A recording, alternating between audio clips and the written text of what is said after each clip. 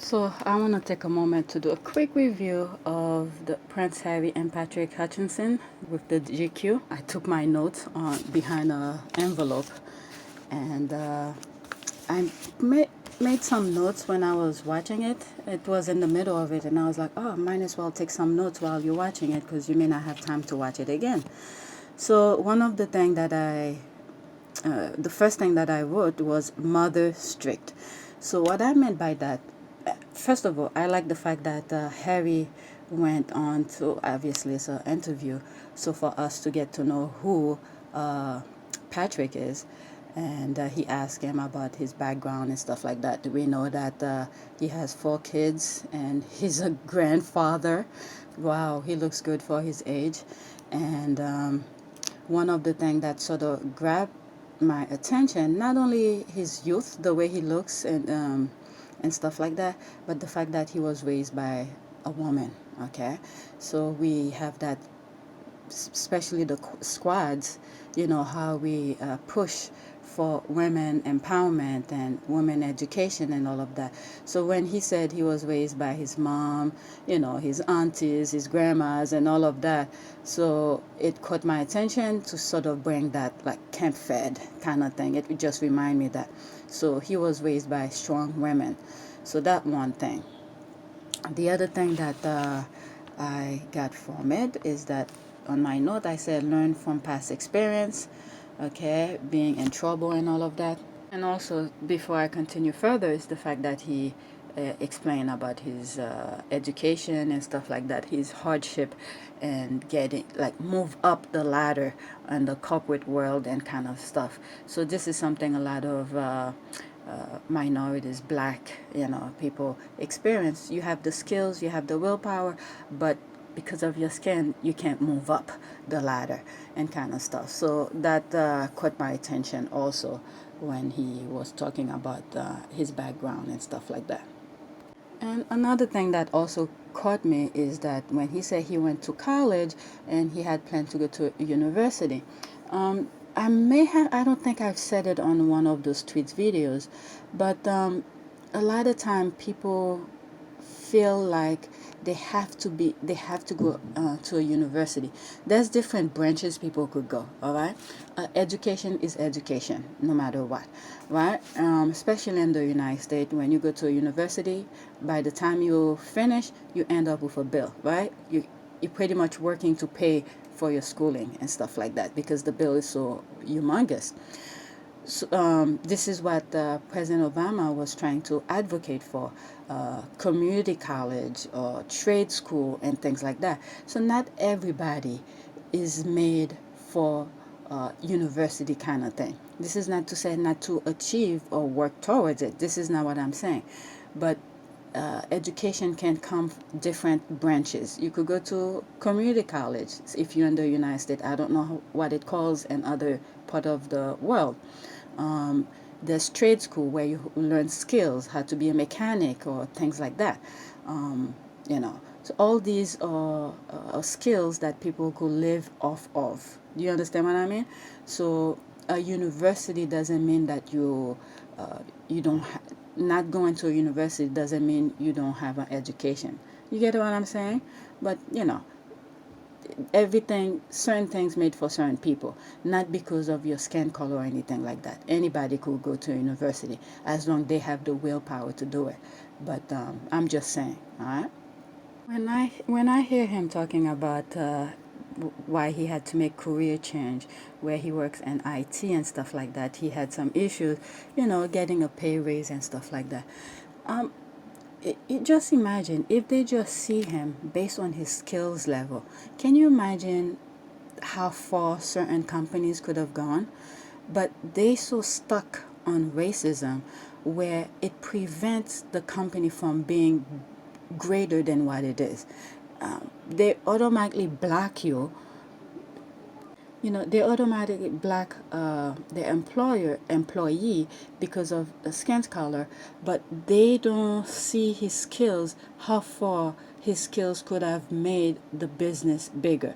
So this is something some companies are dealing with. They might be big, but if you imagine if they were fair and open-minded and stuff like that, they could have been much bigger. This is something that a lot of companies needs to pay attention with. Look on people's skills, not skin color. Because a lot of, when you look at other people, especially where I was working, I just couldn't never understand it. Where in my mind, I was thinking, I'm working for a firm. Anything that I do will be for the better for the company. But you have people who's sneaky, pretend that they that great or something like that. Especially when you're sitting in a meeting, you hear some idiots talking, and you're like, I just help you with this thing. You make it. It's like those people have no shame, but it's beyond the point. But the fact that companies need to open their mind, and if someone, everyone who works for a firm have an idea of where they want to go. Obviously, a owner of a business have an idea where he wants to take his business. So looking at your employees with the skills that they have, their potential, use their potential and let them know that you appreciate their potential to help your company be much bigger than what it is. So those kind of things sort of come to mind as I was listening to him. So imagine all those IT jobs he had for whichever company he was working for. Imagine how, his potential, that he has, his skills, how far whatever he could have taken the company. Okay, so that's a point I thought about. So when Patrick was talking about his mother, how strict his mom was, it reminded me of some of the things that I've said, how I sort of got motivated to start talking about the Sussexes. In one of those videos, tweet videos, I remember saying that, you know, when I started seeing a constant negativity of on the tabloid about Meghan, and I was like, question mark, the light bulb came in mind, and I was like, many blacks, no matter which part of the world you are, especially if you're raised by a black woman, there is no way you're gonna be that undisciplined, okay? Knowing that Megan was raised by her mother, and I'm pretty sure 100, I could bet my life on this, where, there was a discipline there, all right? So Hutchinson, Patrick, just confirmed that also. His mom was very strict, okay? Boys, I mean, when you see kids do bad things on the street or whatever, don't think their parents is not teaching them anything. It's because they're not in front of their parents. That's why they're doing that. Okay, so I think Harry could understand Patrick from where he was coming from in terms of jumping off the rail and all of that. So I will not be showing a lot of the clips, well, none of the clips from the video, because the first clip that I put this morning, YouTube blocked it. All right, so I don't want to be flagged by those things. So you'll just hear me talking about that. So some of the things that I'm saying, if I didn't get copyright things like that, I would have shown you the clips of each of the things that I'm making reference to. So you guys could always go on British GQ YouTube channel to watch some of the things, and you could compare some of the things that I'm saying. So I'm watching it again as I'm making the video and following my notes. I'm laughing where he said, where Patrick said, he sort of went off well here and there, messing around with his friends. So you could just imagine, he did some stuff that went right. But him talking about it, he said, if you're growing up, you never done any of these things, you don't really live life, which is true.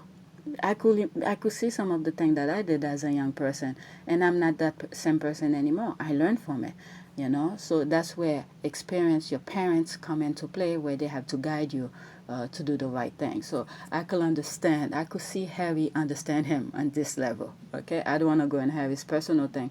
We all know, but him, Patrick, explaining about his past, I think it brings light to. He's pretty much telling you, I'm not a perfect guy, all right? I did some stuff wrong, but I'm in the right direction right now, all right? Especially when he's talking about how he, you know, he want he wanted to go to universities, but because he had, I guess his girlfriend or wife was pregnant, so he had to go to work and provide for his family and stuff like that. I'm listening to him saying how, the boring stuff like saying thank you, opening the door for somebody, and things like that. And lately, it's like people expected for things like that to be done for them. A lot of time I pass and I hold the door for somebody. It's like it was my job to open the door for them. you know Sheesh. But these little things do matter. These are the small details that tells you about someone's personal life and experience and stuff like that. So yeah, that's I'm glad he's saying this kind of thing. These things do matter. And also that brought my attention where Megan, I don't know which event that was, where she closed her own door and they made a big deal out of it. These are the kind of things, it's a freaking door. These things you do automatically without even thinking, and the tabloid took it out of context and made a big issue about it. And a lot of time you could see Megan's lips saying thank you when people are doing things for her.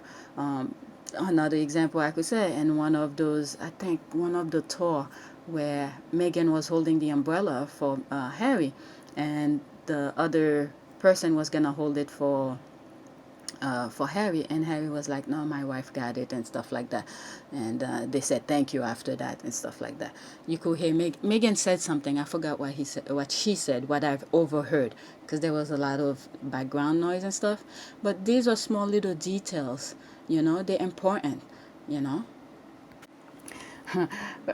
Harry with the mental issue kind of thing, especially when he brought it up, asking how you doing mentally with the lockdown and all of this. He always made sure to bring this aspect in it. And for Patrick, his thing was not being able to see his mom, do the ordinary things we used to take for granted, the hugs and all of that. And one important part I like about it is you could see the people he surround himself with, where technology is like it could be good and bad at the same time. But if you have the positive mind, you do good with that. So his friends, do that Zoom quiz and all of that. So these are the things that get the brains going. Practice. You don't just sit behind a TV watching stuff and asking yourself questions and things like that. I thought that was very interesting. That's all. One interesting thing that Mr. Patrick said is the reason why he went over there. I remember seeing a picture. I think I even saw a video of that police officer who was on the horse who fell. So when he saw that, I guess on TV, obviously, so the next time the protest was going on, so his group of friends, I guess they are some sort of a community organizer and kind of thing, like a leader in their community. So they set up to just go and, and he even said he wasn't going there just to protect just young black men. It's just everybody. And as you can see with the picture of him carrying the white guy on his shoulder for to safety, all of that. So it tells you a lot about him. No wonder why they call what is it on something hero. This is what sometime I said, at the heat of the moment, when things is really mattered, your decision making, your decision process, sometimes it what really count at the heat of the moment. It's not when things all calm down and stuff like that. That's when you come in and pretend you could have done this, could have done that. So this is one of the examples of Patrick, where at the heat of the moment, adrenaline rush in, because the mind, the mindset that he has is to do good. So the adrenaline rushed into him to do what was right at the moment. And later on, like he said, is later on, after you look back at what you just did, knowing that you're in the middle of two groups fighting. Okay, you come in the middle, scoop this person out of harm's way, and you be like, oh shit, what the hell did I just do? Now you're thinking, oh, this could have happened, that thing could have happened. These when it's one of those moments where you either have it or you don't. You know, I'm just, that's my reflect on that part.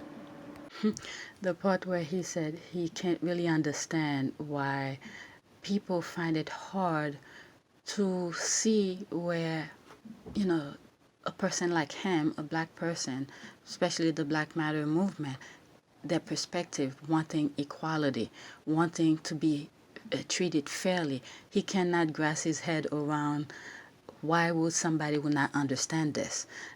A lot of time when I do the tweets, I was like, I just leave my thought alone because I just can't grasp my head around the thinking of the stupidness around those kind of things. So I could understand him. You know, on several points that Harry brought in, which I've touched bases in also in some of my videos, with the Ashley Benjo kind of thing, where the initial amount of complaint that came in were the amount of people who saw it, who actually saw the performance and felt like they had to complain about it, right?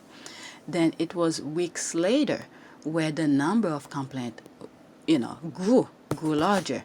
So the point that Harry made about this is, who, with all those, weeks later for the amount of complaint that had came in, who actually saw it?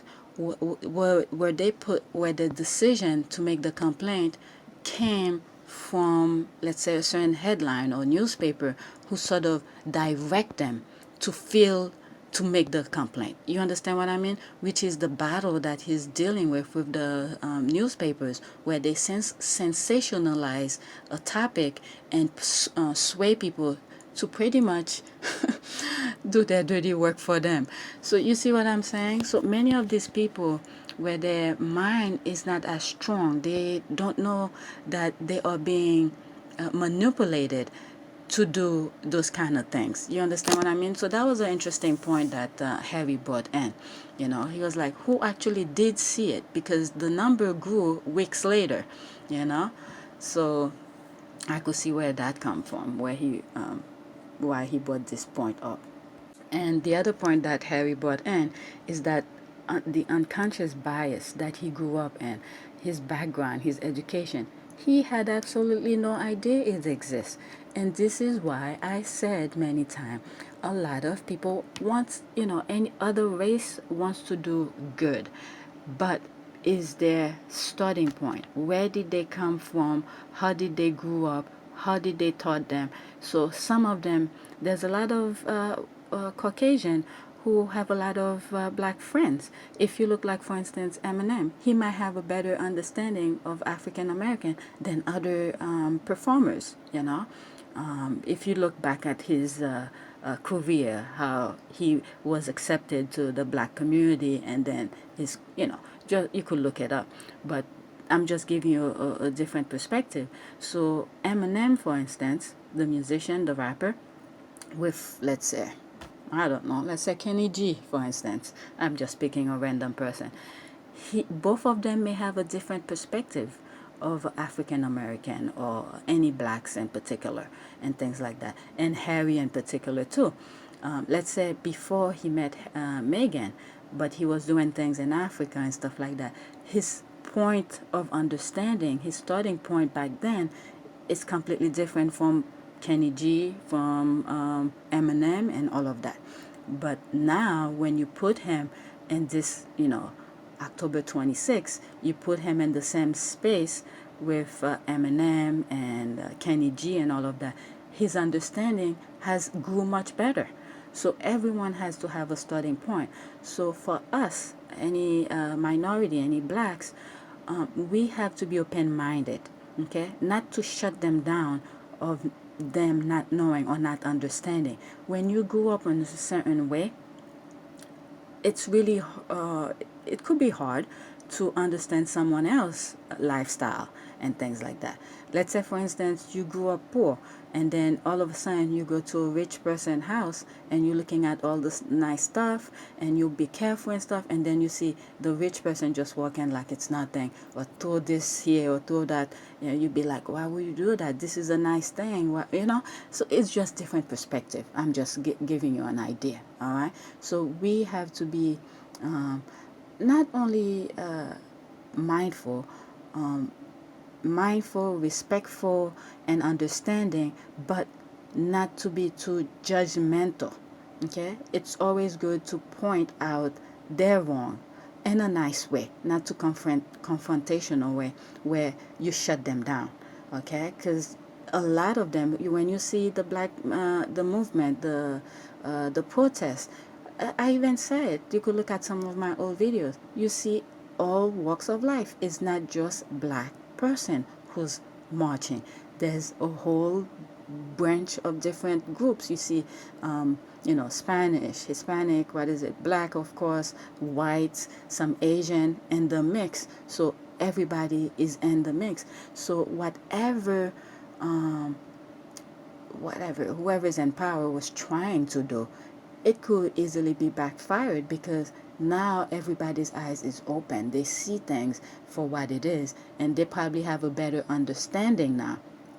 Most of them probably have a better understanding why some minorities, some blacks, have been complaining for decades, for years.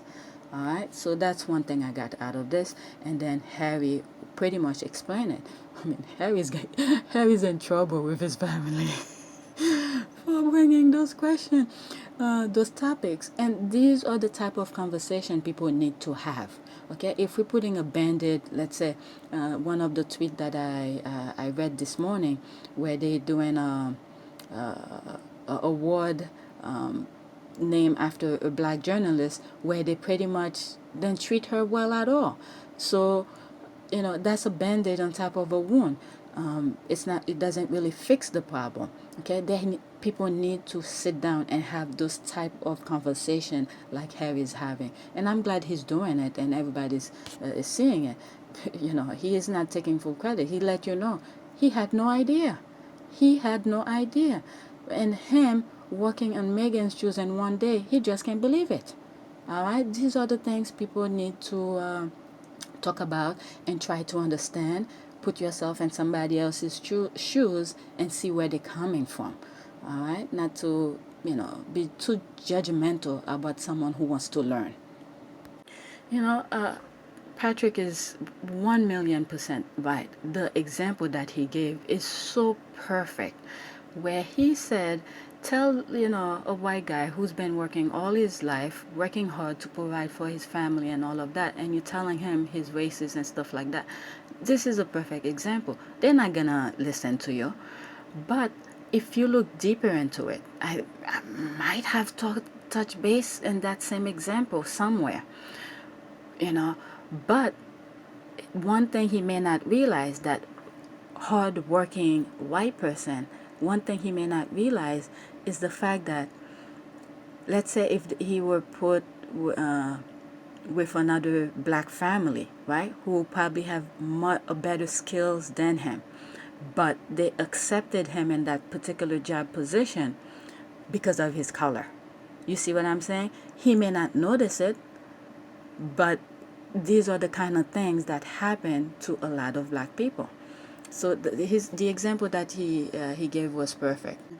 I like when Harry said, "The train have left the station. If you don't get on it, you'll be left behind." Something like that.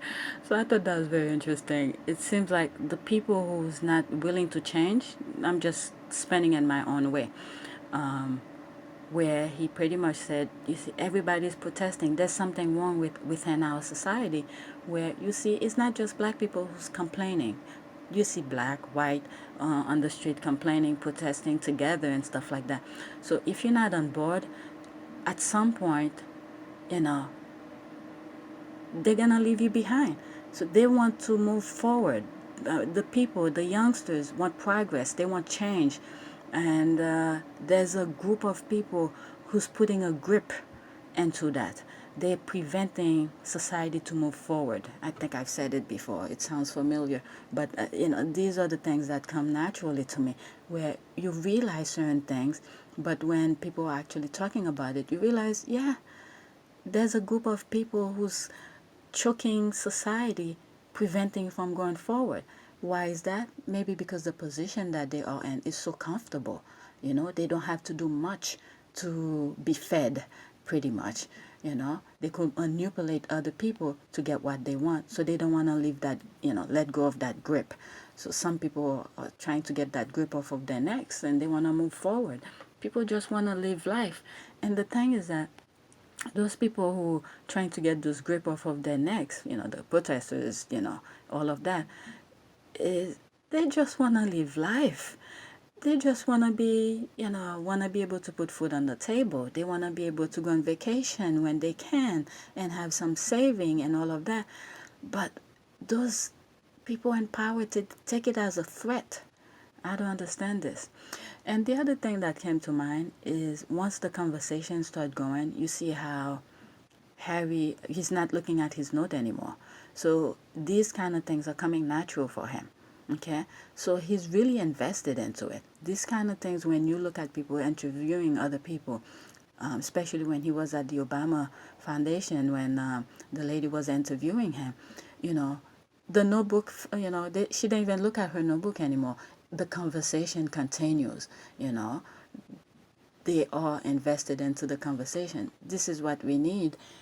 People need to talk. And I'm glad he's putting it live where people in his position, his race and the position that he's in will understand where he's coming from. They're not hearing it from a black person who's saying, you need to be this way or something like that. You're looking from his perspective.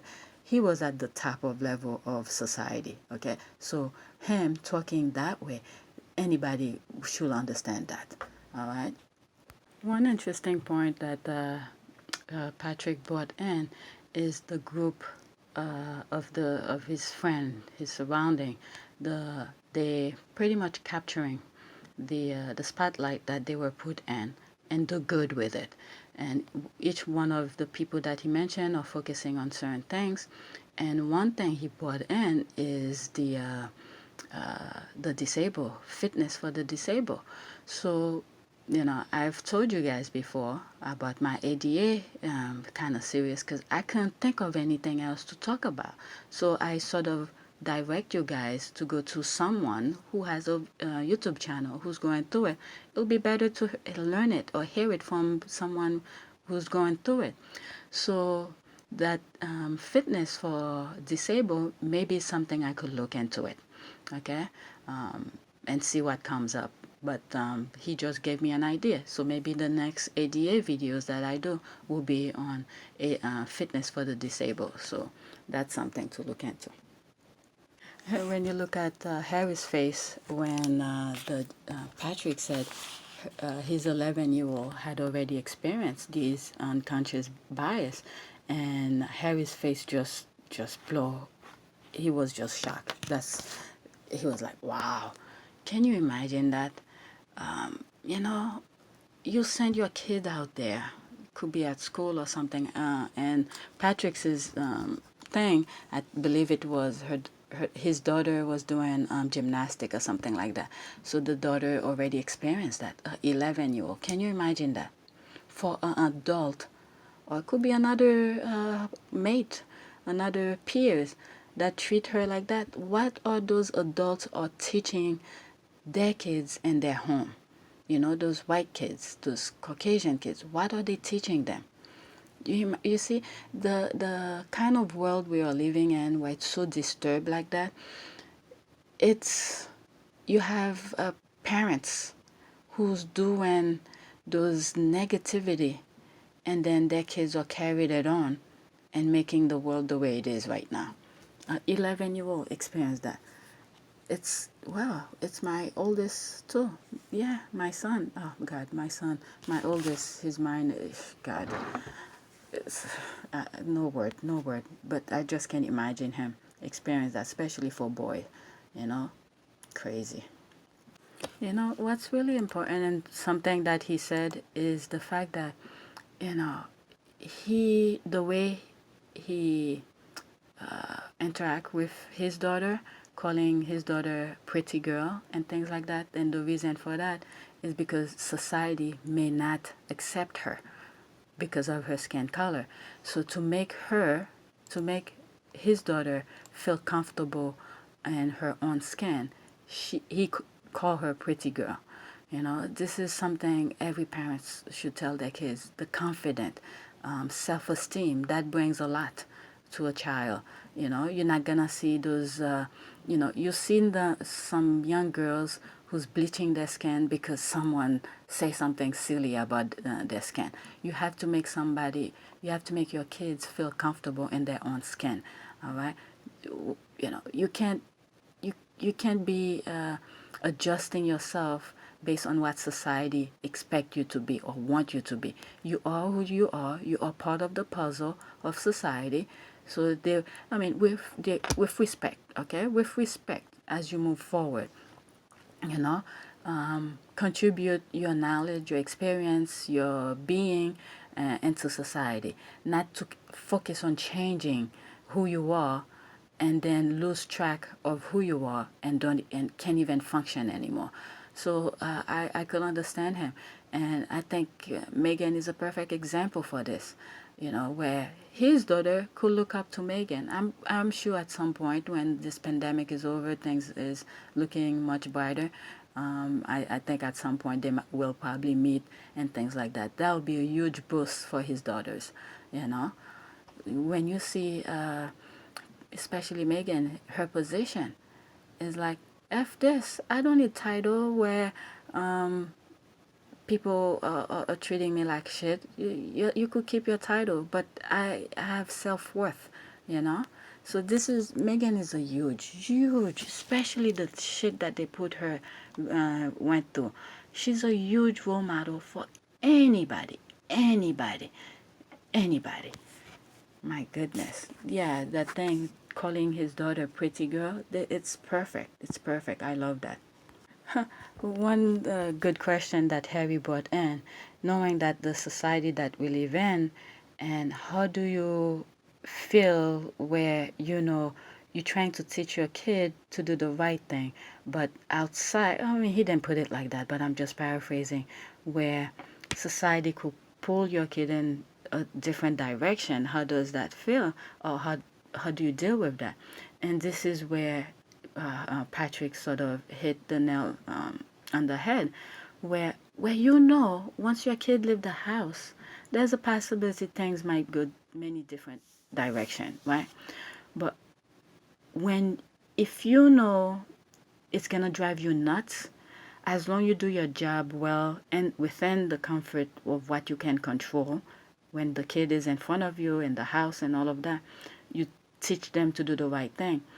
But you have to leave, once the child leave the house, you have to leave everything to God and try not to dwell on it too much, because when you think about it too much, it could drive you nuts. So that's the thing that Patrick sort of brought in and said, yeah, we are in this time and we know how society is. Yes, things can be pulled in many directions, but these are the things that could drive you nuts. That's where the mental health is. It's like one of those tweets somebody said, how do you know what not to watch, or it's bad? I forgot how the tweet went. And I was like, you have to know what makes you happy and what makes you mad, what makes you sad. If the thing is going to make you mad or sad, don't watch it. And I think I gave an example where people in my family calling me to complain about things I have no control of. I'm like, I don't want to talk about it because I can't do anything about it. It's not like I don't care, but what can I do to hear this negativity? And then once I finish talking to you over the phone, I'm going to think about it and then drive myself nuts again, So you have to know what makes you happy, what makes you sad, what you can control and what you cannot control, so you don't dwell on it to drive yourself nuts. And when your mind is not well, it's not only you're affecting, it's people around you too. So those kind of things, you have to understand your your well-being, what makes you happy, and try to focus on that. The fact that he feel hopeful of the direction things are going, you know, in order for us to get the result that we need, we have to keep people who's in power on their toes. When the things that they're doing that's not right, people need to speak up right away.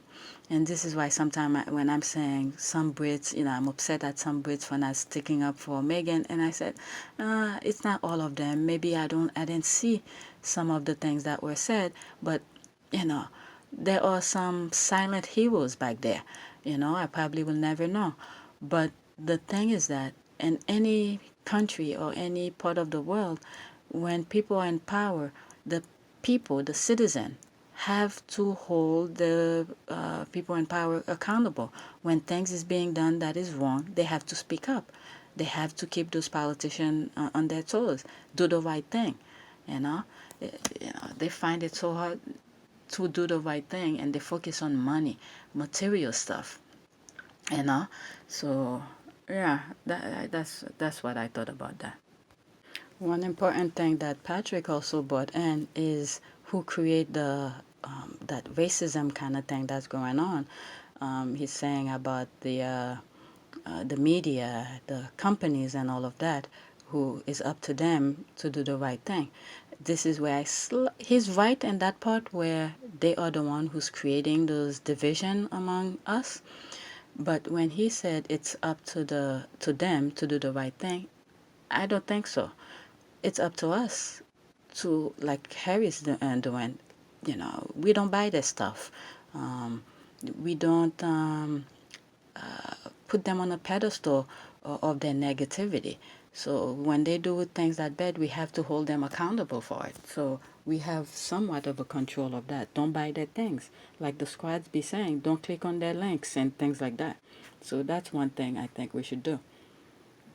The thing that Harry was thinking, Patrick, is the fact that, at the heat of the moment where two groups are against each other, and Patrick came right in the middle, a black man picking up a white man. He didn't say it like that, but I'm putting in my own word, that he pretty much changed the narrative of the whole situation.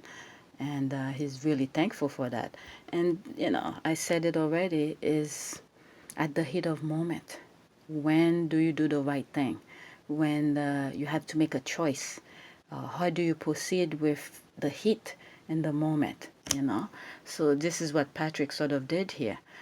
I would like, what I would like to see, actually? It's have Patrick and that guy he left, away from harm's way, and have them sit down and have a talk, and maybe Harry could narrate that particular co-host it, and see where each one of them is coming from. I mean, Patrick pretty much is right in the middle. He just wants things to be fair. I don't think he had any problem, but just to get a perspective from both of them, and most likely you will see there is more things in common than not when it comes to things like this. So this is something I just would like to see. And let me look at my notes here. One of the things that I said on my note was Harry knows about many UK programs. So when Patrick was mentioning something, and Harry sort of shook his head like he knows things, So I talk about the 10 years progress. Okay. So one thing that Harry said was some people are trying to get it right, but they get it massively wrong. I'm not quoting him because I think I paraphrase it, but I'm reading it from my note. Okay. People trying to get it right, but get it massively wrong. It may, and my way of saying everyone has a starting point. Okay, so yeah, I think I touched base that already in the beginning. About the media outlet responsibility, I just mentioned that. Recognize the way of the military, I think. I'm watching the thing again so I could refresh my notes, but that's where he's at right now, so let me listen. One thing that Harry said, we may not see change in a day and a year and things like that, but it's the small little acts like that, the small of heat of the moment, right decision. Again, I'm just paraphrasing, okay? That's add up, and eventually things will be better. That's one thing he brought in, okay? Change take time. Every small positivity adds up. One of the things that I put here, Harry is not going back to the old ways. So one thing that he realized is that the things that's going on, it wasn't good before COVID. It wasn't good during COVID. It wasn't good during Black Lives Matter and all of this. So there's no way of going back. So the conversation is out there. So he wants people to start talking and make changes and stuff like that. So that's something interesting he brought in. One thing Harry said is like, whatever your skin color is and things like that, we need to talk about it. It's definitely something people need to talk about.